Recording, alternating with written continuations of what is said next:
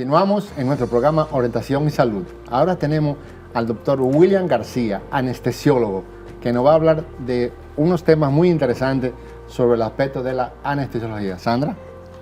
Hola, doctor. Usted sabe que usted escogió una especialidad que muchísima gente teme. De hecho, bueno, me pongo en ese grupo. Cuando tiene uno que hacerse una cirugía, lo primero que pregunta, ¿y la anestesia? ¿Y me van a dormir? ¿Y yo voy a despertar? O sea, una serie de cosas que es mucho miedo a la anestesia. Entonces, esa especialidad suya es un poco complicada. Buenas, doctor, cuéntenos. Muy buenas, muy bienvenido buenas. a su programa. Gracias. Encantado de verlo y compartir con mi amigo de mucho tiempo, el doctor Aude. Realmente es cierto. La primera pregunta que un paciente me hace es, ¿me va a doler? ¿Voy a despertar? Hay muchos mitos en cuanto a la anestesia. Sí, hay mucho miedo Y hay respecto miedo, a la anestesia. Pero le tengo una buena noticia. No hay que tener miedo con la anestesia. No me diga. No hay que tener miedo a la anestesia. En tiempo muy antiguo, sí podría existir esa condición. Pero ya actualmente no hay que tener miedo a la anestesia. De hecho, fui paciente hace poco y confirmé esa situación. No hay que temer a la anestesia. Primero, la preparación del anestesiólogo actualmente es de primera. Segundo, los equipos con que contamos. Es algo muy, muy moderno, trascendental. La capacitación diaria del anestesiólogo. Entonces no hay que temer a la anestesia. Ya un anestesiólogo no es aquel personaje desconocido para el paciente, muchas veces, que llega un paciente estresado, que llega con miedo y esas cosas no ocurren. Y como le dije, ya no hay que temer a la anestesia.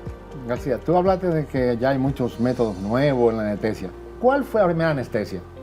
Porque tengo entendido que se habla de la corona, de la reina, un poquito de historia ahí. O sea que tú quieres saber desde cuándo a uno no le daban un garrotazo para anestesiarlo, para operarlo.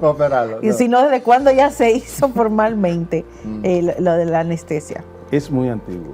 Realmente se habla y hay escrito en papiro, 2.500, 3.500 años antes de Cristo ya aparecieron escritos sobre anestesia. Pero ya de manera más científica organizada, en el 1846 ya se hizo una demostración en Massachusetts y ya con métodos más modernos, una demostración con éter en la Universidad de Massachusetts, y ahí donde está registrada la primera anestesia ya para conocimiento público.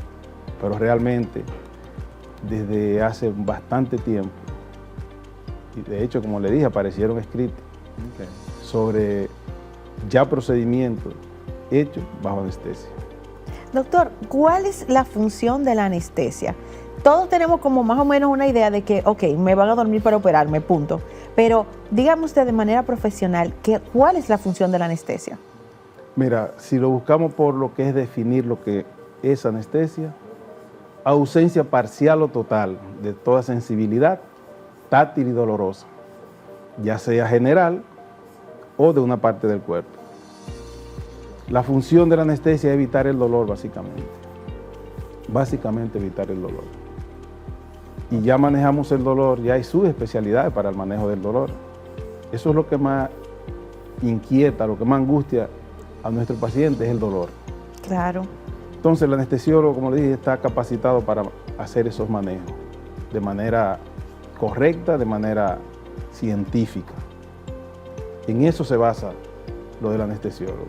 Claro, dependiendo de la técnica ya que uno elija anestésica, dependiendo del procedimiento que se vaya a realizar, es que uno elige la técnica anestésica. Hablamos de anestesia general, siempre teniendo en cuenta que esto es de manera reversible. Reversible. El medicamento que yo aplico, la técnica que yo use es de manera reversible. O sea, eso va a tomar el tiempo que el cirujano necesite para hacer su procedimiento. Mi pregunta venía más o menos por ahí. ¿Cuántos tipos de anestesia hay? Pues aparte de la general, pero hay otro tipo de anestesia. Claro, claro. ¿Cuáles podrían, para que el público de anestesia, sepa? Anestesia local. Esa es la anestesia. Por ejemplo, una persona se hace una herida y se le administra anestésico local en el área donde van a trabajar. Okay. Podemos tener la anestesia regional. Ahí básicamente vamos a tener la más común, la que quizás más conoce la persona, el bloqueo subaracnoideo como anestesia regional, donde solo va a perder la sensibilidad de parte del cuerpo. Hay otra que es muy parecida, que es la anestesia epidural, y hay otro tipo de anestesia regional, como es el bloqueo de plexo para miembros superiores, donde hacemos una infiltración de anestésico local para cirugía en miembro superior. Básicamente esos 3 tipos de anestesia. Okay. Okay. Doctor, ¿cuál es el motivo por el que hay personas que, dicho popularmente, no cogen la anestesia fácil? O sea, ¿por qué hay personas que les pasa eso? Que uno escucha, a veces hasta un odontólogo lo dice, no, tuve que ponerlo no sé cuántos tubitos de anestesia, o sea, oímos también al anestesiólogo que dice que he tenido que volver a otra dosis porque la persona no se duerme. ¿A qué se debe? ¿Cuál sería el motivo de esto? Generalmente eso se asocia a falla en la técnica que se use. No infiltro en el área adecuada, en el sitio adecuado, no bloqueo el nervio correspondiente, en este caso el odontólogo, y por eso a veces hay que hacer más de una aplicación, pero ya eso tampoco ocurre, porque antes sí ocurría, pero era por la capacitación del personal. Antes existían muchos técnicos en anestesia, entonces había mucha falla, pero ya no, ya eso no se ve con frecuencia. No, doctor, lo que pasa es que yo he escuchado que las personas que toman mucho alcohol se les hace difícil coger la anestesia normalmente, entonces eso uno se preocupa porque usted sabe. Eso se dice, pero realmente no hay nada científico demostrado para saber que una persona que tome alcohol. Sí nos interesan si el paciente usa algún tipo de sustancia para dormir, por ejemplo, porque ya uno entiende que la dosis que uno va a usar en ese paciente posiblemente sea mayor, porque hacen resistencia. Pero eso de que no coge la anestesia, no, y eso no, esos son temas del pasado. También tiene que ver con la ingesta de droga, vamos a decir, a eso me refiero. De sustancias no controladas. Sustancias no controladas. Pacientes que usen algún tipo de sustancia controlada, a veces hacen más resistencia al dormirse. Okay. Pero no es que no cojan la anestesia como tal. ¿Cómo cuántos días antes tiene una persona que estar sin tomar, por ejemplo, alcohol antes de una cirugía? Generalmente yo no le prohíbo a ningún paciente. Ay, pero este es el mejor médico del mundo, señores, mira. Apunten el nombre apunten el nombre, porque ¿cuál va a ser mi anestesiólogo? No, llámame a García. Lo que ocurre es que si yo le quito a un paciente su hábito de su cafecito, su hábito de una copita de vino, posiblemente ese paciente llegue con cierto grado de ansiedad al procedimiento, cosa que es lo que nosotros tratamos de evitar. A veces si toman café, no tomen café, van con una cefalea, un dolor de cabeza. Entonces yo prefiero, esas cosas no, yo prefiero el ayuno correspondiente para que tenga su estómago vacío, pero no suprimirle, no quitarle ese tipo de... Exacto. Doctor, ¿cuáles son los riesgos reales de la anestesia?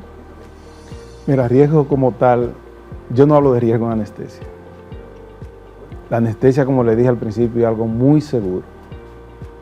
Y no hablamos de riesgo en sí. Cualquier procedimiento que se vaya a realizar, la gente le llama que puede tener riesgo. Yo no le llamo riesgo. Yo le llamo que pueden tener las complicaciones normales que pueden ocurrir. Por eso, en anestesia, aunque ustedes quizás no lo sepan, las complicaciones son muy pocas, mínimas. Y eso se debe básicamente a unos protocolos que se han implementado ya últimamente para evitar esas cosas. Esas complicaciones ocurren cuando hay una mala planeación, cuando hay un desconocimiento de los pacientes. Entonces, como ya es protocolar lo que es la consulta, la visita preanestésica, esos riesgos son mínimos. Tiene mucho que ver con la condición del paciente, por supuesto.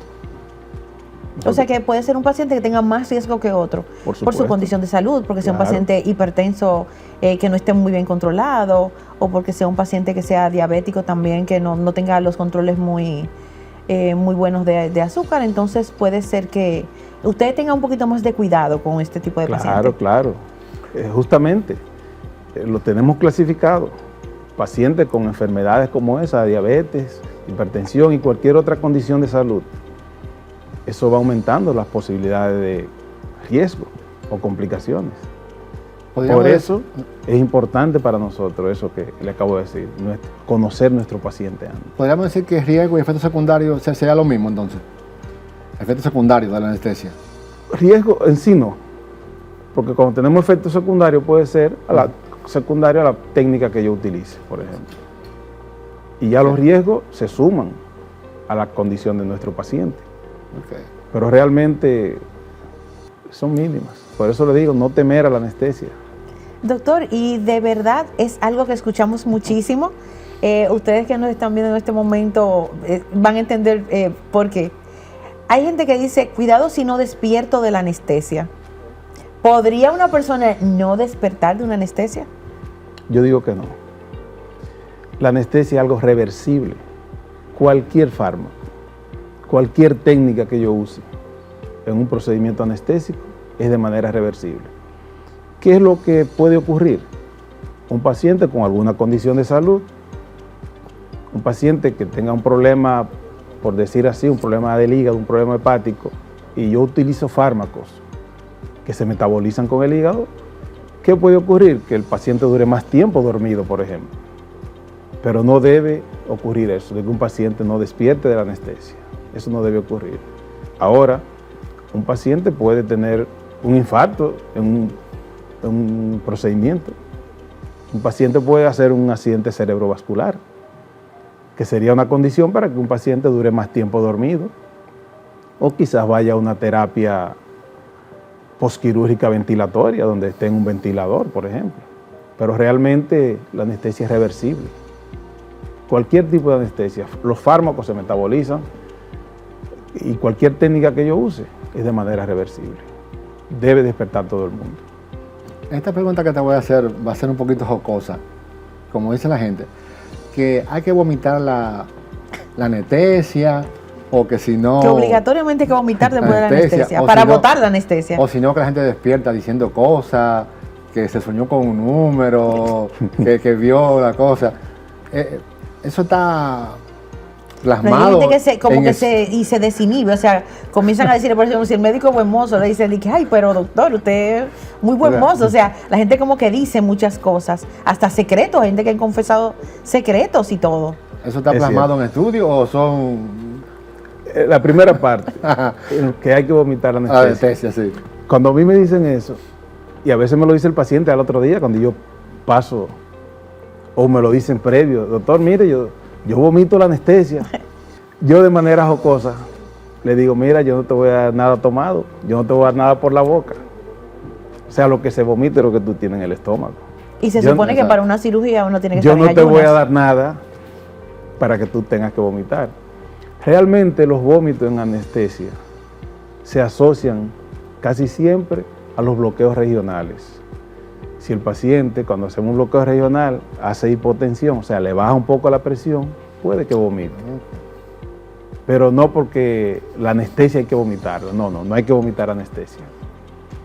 La segunda parte es si realmente eso ocurre, o ocurría, ya no.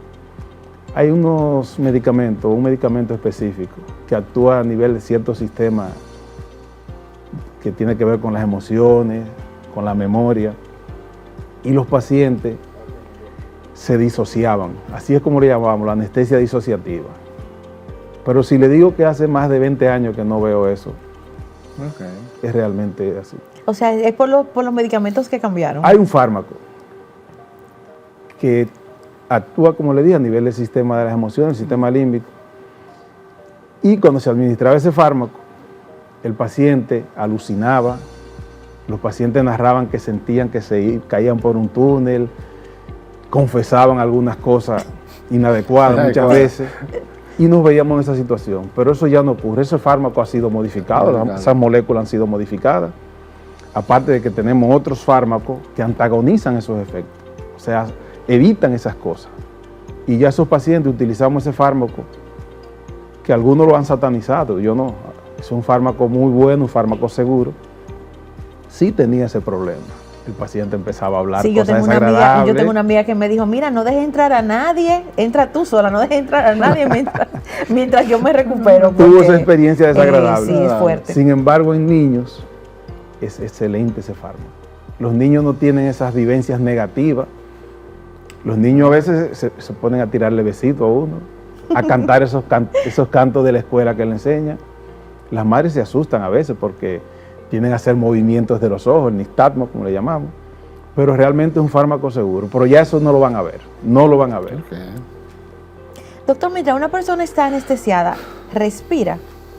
Claro, claro. De hecho, el anestesiólogo dice que el verdadero anestesiólogo, lo que mejor define un anestesiólogo es el buen manejo de lo que son las vías aéreas. Cuando yo duermo a un paciente, voy a someterlo a una anestesia general, yo paralizo a ese paciente ventilatoriamente. Entonces, ahí es donde entra el anestesiólogo. Yo debo mantener si yo lo paralizo con algún fármaco, yo necesito mantener oxigenado esos órganos. Entonces, ahí es donde entra el anestesiólogo. Tiene que suplir esa parte donde el paciente está paralizado. Entonces yo tengo que mantenerlo respirando. Oh, sí, es más o menos en ese sentido mi pregunta. O sea, no es la persona por sí misma que sigue respirando, sino que ya tiene respiración asistida. Respiración asistida, por supuesto. Cuando yo duermo a mi paciente, yo lo ventilo. Si le voy a hacer una anestesia general, que le voy a colocar un tubo, a través de ahí, mi máquina, como le digo, equipos modernos que tenemos, mi máquina, o yo puedo hacer la función del pulmón del paciente, ventilar ese paciente, porque no puedo dejar de oxigenar a mi paciente. Ok.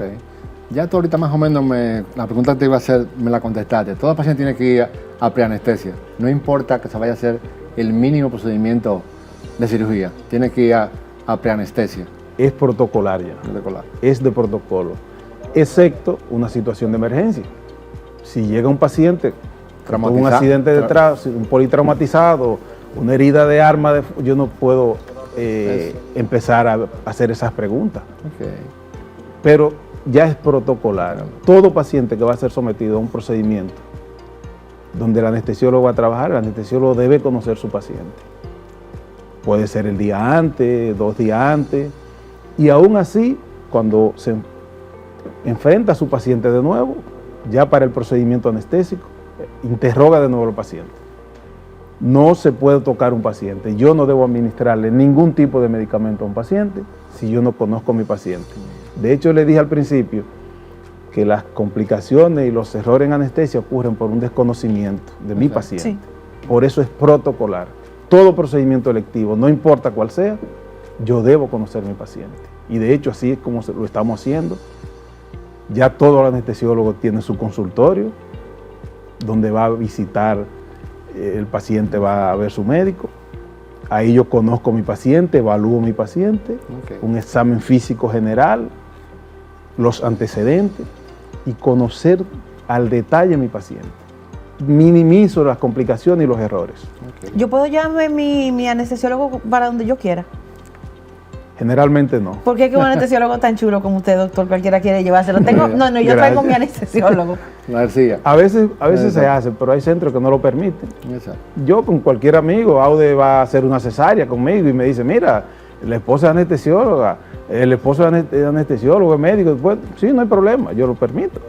Pero generalmente los centros no permiten, tienen su equipo de O sea que médicos. la mejor recomendación que usted puede hacernos, doctor, es para que nos salga bien una cirugía respecto a anestesiología. ¿Cuál sería esa recomendación para que nuestros televidentes lo escuchen? Lo primero es repetir lo que le dije al principio, no tenerle miedo a la anestesia. ¿Por qué? Porque ya hay capacitación, hay equipos, hay medicamentos modernos. Lo segundo es que el anestesiólogo debe conocer los pacientes.